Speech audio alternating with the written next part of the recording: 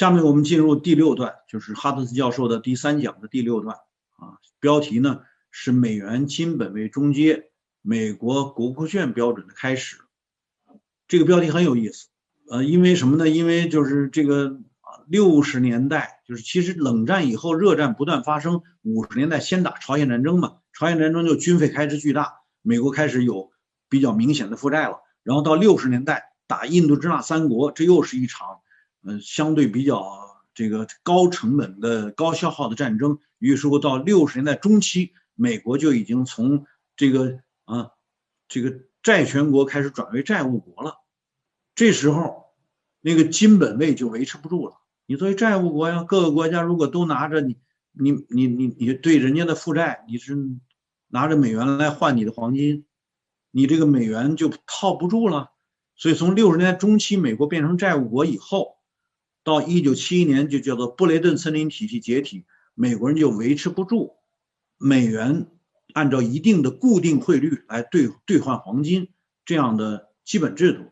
那当你不能再以黄金作为发行依据的时候，美元就是一个没有发行依据的货币，那它怎么还能是全球的结算货币和储备货币呢？那当然就更多的依靠军事霸权，于是乎军事扩张就成了必然的。所以结束了黄金兑换标准为新的美元霸权，就是军事扩张来支撑美元霸权，开辟了一个新的局面。这种霸权的基础呢，就是我们刚才说到的，就是美国作为世界上最大的债务国而不是债权国，来以美元货币来发挥杠杆作用。这也是大家我们在这个这一讲一开始讲的，其实讲的是布雷顿森林体系的形成和它的解体，讲到的这个债权国变成债务国，讲到的就是所谓的这个特里芬悖论。那这些东西呢，其实在我们在本讲一开始介绍的时候已经谈到了，我不再重复。我们只是说呢，这个债权国向债务国的这个转化，仍然可以以这个世界结算货币和储备货币的这样货币地位，来对这个世界经济特别是以美元来剥夺全世界实体经济这样的一个地位起到重要的维持作用。The United States basically announced all other countries are our adversaries. Our number one adversaries are our allies. Our first adversary was England. Our second adversary was France and Europe. Our third adversary were third world countries. So you don't want to be a close ally or a supporter of the United States, because you will be, the more close you are to the United States as a supporter, the more it looks at you as an adversary, as you could see in Japan in the 1975 and 6 Plaza Accords and the other accords that wrecked the Japanese economy by 1980. Finally, in August 1971, it became apparent that the price for continuing U.S. military attacks was either to lose the shrinking gold stock, or you cut the dollar loose from gold. So the U.S. in 1971 ended convertibility of the dollar into gold. It stopped supplying treasury gold to the London gold pool, which it had been selling to hold down the gold price. And the gold price, of course, soared. And that ended the U.S. ability to exert world power through its near monopoly of monetary gold and credit to Europe. Now, many politicians worried that this would mean the end of America's diplomatic leverage over the world's financial system. Ever since World War I, the United States had dominated world diplomacy by its credited position. It monopolized most of the gold, and therefore the monetary base. And there was great worry in 1971 about what would happen when the US economy no longer could do this. Other countries suffering gold outflows traditionally had to impose austerity. Hard money business economists in the US forecast that now that we're off gold, we're running a balance of payments deficit, the currency is going to go down, we're going to drive the dollar down, and that'll cause inflation. Indeed, Treasury Secretary John Connolly depreciated the dollar's exchange rate by 5% at the same time that it stopped gold sales. And he said to Europeans, it's our dollar, but your problem. So the dilemma that was posed for European and foreign banks. What happened after 1971, delinking the dollar from gold, turned out to be something quite different than was anticipated. Ending the gold exchange standard opened the way for a new form of dollar hegemony, one based on America's leverage as the world's greatest monetary debtor, not creditor. The great question was how Europe and other leading economies were going to cope with this glut of new dollars now that they no longer were able to get gold for their dollars. Central banks had little option regarding what to do with these dollars that were being pumped out by continued US military spending and also investment buyouts to foreign assets. Sovereign wealth funds didn't yet exist. Central banks don't buy stocks or bonds, and they were not going to buy US companies or real estate. So what central banks usually buy is limited to the securities and bonds of other governments. And the only major supply of such government securities were US Treasury bonds, Treasury IOUs. So that's what central banks bought. Instead of the gold standard, the world moved on to a Treasury bill standard. And here's the problem that this caused for foreign economies.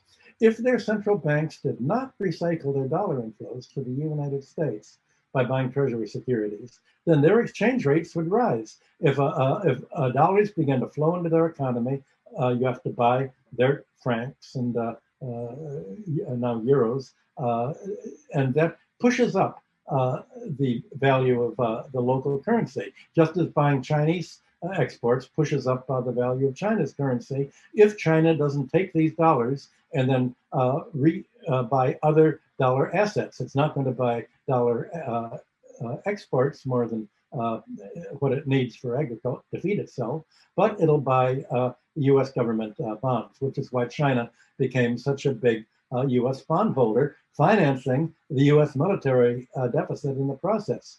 If it didn't do this, that would rise the price of its currency and increase the price of its exports relative to dollar area economies, and this would reduce their volume accordingly. So to prevent the dollar glut from giving dollar area exports a price advantage, nations receiving a surplus of these dollars use them to buy treasury securities to support the dollar's exchange rate and prevent their own exchange rate from rising. And the effect was not only to support the dollar, but to finance the US domestic budget deficit, the US Treasury bonds, which resulted largely from the $1 trillion a year military spending. So this was a new kind of international circular flow. And in order to understand world diplomacy, follow the money. You have to make a chart and see what is pushing dollars into the economy, where do the dollars end up, how are they recycled to the US economy? What happens to Chinese, Russian, or European currency that's spent abroad? Where do these dollars end up? Follow the circular flow. Is it on trade account? Is it on capital account for financial loans and investments? That's not done in any of the textbooks, but it's the obvious way that anyone can see what's happening. It's a new kind of circular flow in which the more U.S. securities foreign governments bought, the more they were hooked, the more they'd lose. China found that the more U.S. Treasury securities it bought, what if the U.S. would devalue? What if China would make a move that would hurt the U.S. economy? The U.S. dollar would go down, and the value of these dollar U.S. Treasury bonds, as measured in Chinese currency, would go down. So China would lose in the RMB value of the dollars, just as Europe would lose in the euro value of a depreciating dollar.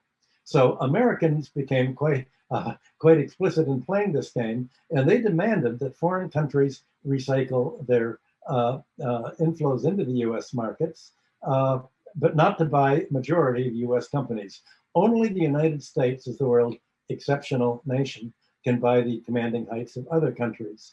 And this became quite explicit in 1973 when the United States had quadrupled the price of its grain in order to increase its balance of payments. And so OPEC, oil producers, responded by quadrupling the price of their oil so as not to lose purchasing power.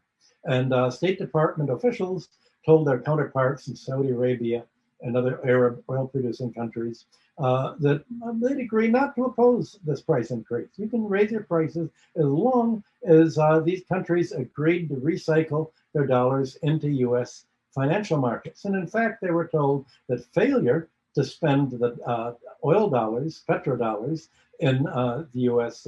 United States would be treated as an act of war. So partly, I think Saudi Arabia's king announced he was buying 1 million shares of every company listed in the Dow Jones Industrial Average. They bought treasury securities, they bought corporate bonds, and they also put a lot of money in foreign banks. So this flood of U.S. military spending abroad and ended up being in the hands of oil-producing countries that were getting money not only from the United States, but dollar payments from Latin America, dollar payments from Europe for oil. And this money was basically recycled to the United States. And the banks that received these dollars that were being recycled lent them to third world countries to pay for their increasingly expensive grain and other imports. So you had an explosion of U.S. bank lending to third world countries between 1973 and 1982, when finally the Latin American debt bomb exploded, when Mexico announced that it didn't have any money to pay the debt. The bank lending in the 1970s to third world countries was just as reckless as the junk mortgage lending in the United States in the early 2000s. The lending was made without any calculation of whether the countries that were borrowing these dollars would be able to pay it all. Now, the United States also played both sides of the creditor and debtor diplomacy. On the one hand, they took a pro-creditor position when dealing with third world countries and other countries running deficits. The Washington Consensus, really the Washington policy since 1980, called for the IMF and for bondholders to back very harsh creditor conditions in order to roll over the loans that they'd made and not foreclose on the loans of Argentina, Brazil, other third world countries. And the conditions, which are called conditionalities, imposed austerity conditions. Countries had to privatize and sell off their natural resources and their public enterprises, and they had to keep devaluing their currencies. And by devaluing the currencies, what they were devaluing was the price of their labor, because basically a foreign currency is determined by labor costs, because raw materials have a common world price, machinery and other inputs have a common world price. The variable in international price comparisons is almost always labor. So a country trying to so-called stabilize its balance of trade and payments means impoverishing its labor force. This is one of the problems with a creditor-oriented international monetary system. So the effect was destructive and predatory, as European colonialism had been. European imperialism was hypocritical in claiming to develop the colonial periphery, and in reality, it turned its colonies and dependents into trade and monetary satellites. Well, America's internationalists, Washington Consensus, under the IMF, World Bank, and International Bondholders Councils, is just as predatory as European colonialism had done. It made third world countries into economic satellites and import dependencies. And it's turned them into rentier economies while financializing Western economies in a way in which local client oligarchies are supported, and American rules through client oligarchies that are assigned management of the public enterprises and raw materials being privatized. So all of this is being welcomed as a post-industrial, but it's precisely what classical economists from Adam Smith to Marshall, Thorstein Veblen, John Stuart Mill, all tried to avoid